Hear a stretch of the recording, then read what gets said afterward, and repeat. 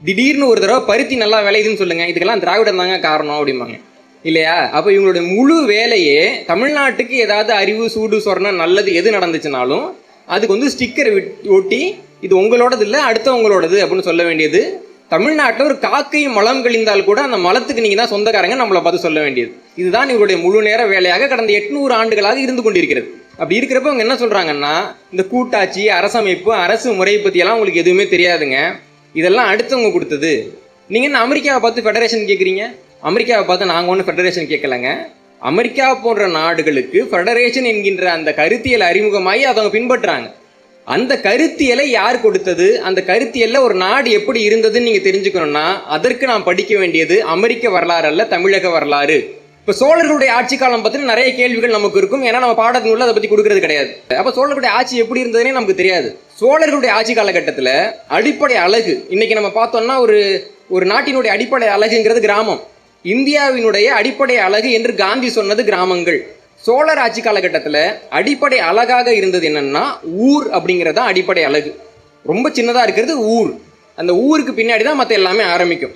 அப்போ அந்த ஊர் எப்படி இருந்தது, அடிப்படை அழகாக இருந்த ஊர் எப்படி இருந்தது? நம்ம வந்து ஒரு நாட்டை பற்றி பேசலை, ஒரு மாநிலத்தை பற்றி பேசலை, ஒரு மண்டலத்தை பற்றி பேசலை, ஒரு மாவட்டத்தை பற்றி பேசலை. அடிப்படை அழகாக இருந்த அந்த சின்ன ஊருங்கிற அந்த இடம் எப்படி இருந்ததுன்னு நம்ம பார்க்குறப்போ இந்த விளக்கத்தை வந்து நான் சொன்னேன்னா சில பேர் மன்னர் தமிழ் தேசியவாதி அவர் விருப்பத்துக்கு சொல்லிட்டார் அப்படின்னு மாற்றி சொல்லலாம். திராவிட இயக்கத்தில் இருக்கிறவங்க அடிக்கடி மேற்கோள் காட்டக்கூடிய ஒரு நபர் வந்துட்டு நீலகண்ட சாஸ்திரின்னு ஒருத்தவர். நீலகண்ட சாஸ்திரி வந்துட்டு ஒரு தெலுங்கு பிராமணர். தெலுங்கும் பிராமணியமும் சேர்ந்தா திராவிடம் வரும் இல்லைங்களா? அதனால இவர் மேலே அவங்களுக்கு ஒரு தீராத காதல். நீங்கள் பாடநூலெல்லாம் பார்த்தீங்கன்னா நீலகண்ட சாஸ்திரி சொல்லிட்டார், நீலகண்ட சாஸ்திரி சொல்லிட்டாருன்னு அவரே மேற்கோள் காட்டுவாங்க. இந்த நீலகண்ட சாஸ்திரி எப்படிப்பட்டவர்னா ஒரு கட்டுரையில் குறிப்பிடுறாரு, நாம் வந்து ஆய்வு கட்டுரைகள் எழுதுறப்போ அதை வந்து ஆங்கிலத்தில் எழுதுனா போதும், ஏன்னா நல்லா படித்தவங்களாம் ஆங்கிலத்தில் தானே வாசிப்பாங்க. அப்போ தமிழனை பற்றி ஒரு ஆய்வு கட்டுரை எழுதுறோம்னா அது எதுக்கு தமிழில் எழுதணும்? ஆய்வு கட்டுரைக்கான மொழி ஆங்கிலம்னு நீலகண்ட சாஸ்திரி எழுதுறார்.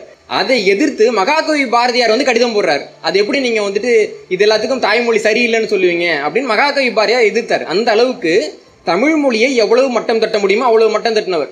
ஆதித்த கரிகாலன் என்ற சோழ அரசனை பிராமணர்கள் படுகொலை செய்தார்கள் என்ற உண்மையை மறைத்து ஆதித்த கரிகாலன் சிலரால் படுகொலை செய்யப்பட்டான் என்று எழுதியவர்.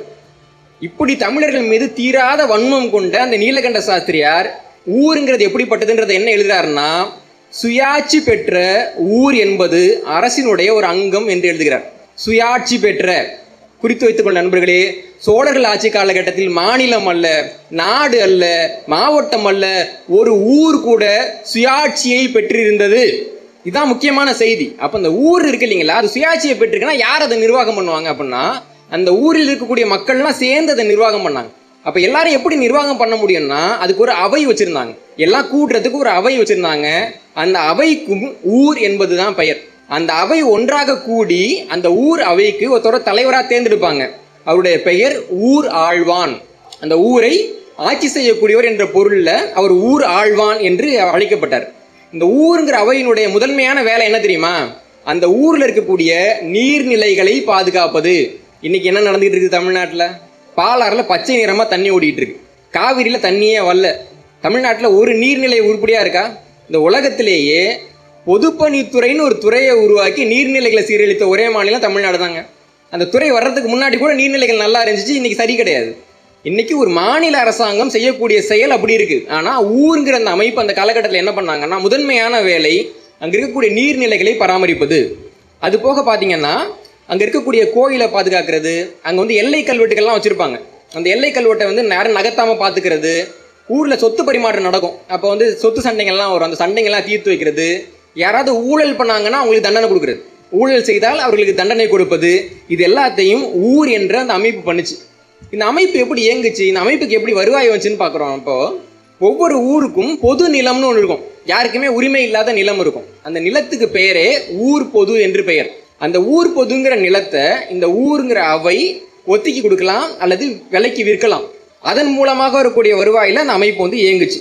இப்போ பொதுமக்கள் வந்து பார்க்குறாங்க, நமக்கு வந்து ஊர் பொதுன்னு ஒரு பெரிய நிலம் இருக்குது, அதை ஒரு நபர்கிட்ட கொடுத்து எதுக்கு நீங்கள் காசு வாங்குறீங்க, நம்மளே இந்த நிலத்தை வச்சுப்போம், அதை நம்மளே பயன்படுத்திப்போம், அதாவது திருவிழானா பயன்படுத்திக்கலாம், யாராவது ஊர்வலம்னா பயன்படுத்திக்கலாம்னு வர்றப்போ அவங்க என்ன சொல்கிறாங்கன்னா, அப்போ அந்த ஊருக்கு கூடுதலாக ஒரு வரி விதிப்பாங்க.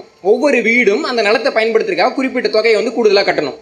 அதை கட்டினாங்கன்னா அந்த இடத்த எல்லாரும் பயன்படுத்திக்கலாம். இன்னைக்கு அமெரிக்காவில் இதே திட்டம் தான் நடைமுறையில் இருக்குது. கம்யூனிட்டி ஹால்னு சொல்லுவாங்க. வரி கட்டக்கூடிய மக்கள் அந்த கம்யூனிட்டி காலை பயன்படுத்திக்கிறாங்க. இன்றைக்கு அமெரிக்காவில் மிக நவீன முறை என்று சொல்லப்படக்கூடிய அந்த முறை தமிழ்நாட்டில் சோழர் காலத்தில் இருந்தது. இப்போ அந்த ஊரில் வந்துட்டு ஒரு கூட்டம் நடத்துறதுன்னா ஒரு 4 பேர் சேர்ந்து கூட்டம் நடத்திட்டு இறங்கிக்கிறலாம் இல்லைங்களா? இன்னைக்கு நம்ம பார்க்குறோம் சட்டமன்றம் நாடாளுமன்றத்துக்கெல்லாம் சட்டமன்றத்துக்கு போகாமல் இருக்காங்க, நாடாளுமன்றத்துக்கு போகாமல் இருக்காங்க, எல்லாம் பார்க்குறோம் இல்லைங்களா? ஒரு மாநிலத்துக்கு சட்டமன்றம் குறைந்தது 100 நாட்கள் கூட வேண்டும். கடந்த 3 ஆண்டுகளில் மொத்தமாகவே 100 நாள் தான் தமிழ்நாடு சட்டமன்றம் கூடியிருக்குன்றாங்க. அப்புறம் எதுக்கு சட்டமன்றம்? ஆனால் இந்த ஊருங்கிற ஒரு சின்ன அமைப்பு ஒரு கூட்டத்தை நடத்தணும்னா முதல்ல வந்து பறைய அறிவிப்பாங்க. போயிட்டு வீதி வீதியாக இந்த மாதிரி நாங்கள் ஒரு கூட்டம் போட போகிறோம், எல்லாம் வந்துருங்க அப்படின்னு அறிவிச்சுட்டு கூட்டம் வரணும். அன்னைக்கு நான் அறிவிச்சிட்டேன், கூட்டம் வரல அப்படின்னா அவங்க கூட்டம் நடத்த முடியாது.